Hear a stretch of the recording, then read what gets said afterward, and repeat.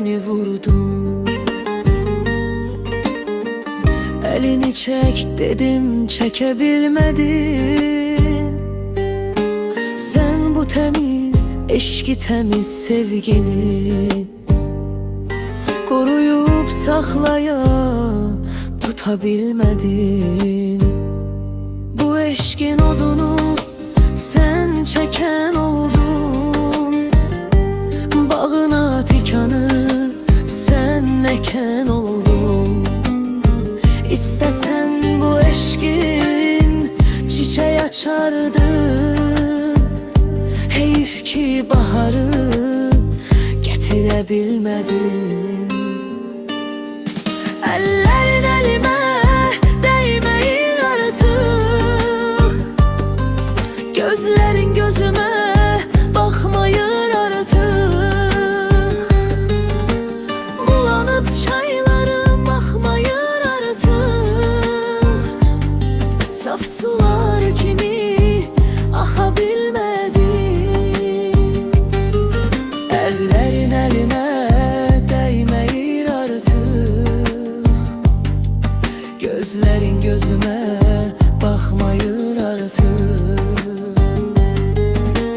Bulanıp çaylarım akmayın artık. Saf sular kimi akabilmedi.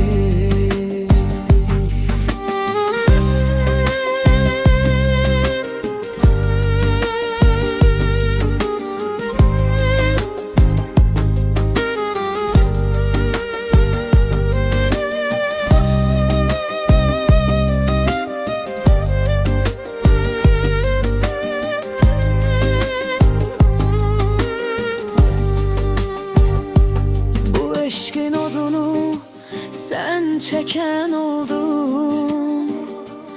Bağına tikanı sen eken oldun. İstesen bu eşkin çiçeği açardı. Heyif ki baharı getirebilmedin. Ellerin elime değmeyin artık. Gözlerin gözüme bakmayın artık. Bulanıp çaylar akmayın artık. Saf sular kimi akabilmedi. Ellerin elime değmeyin artık. Gözlerin gözüme bakmayın artık.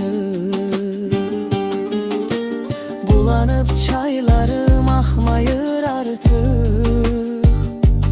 Saf sular kimi akabilmedi.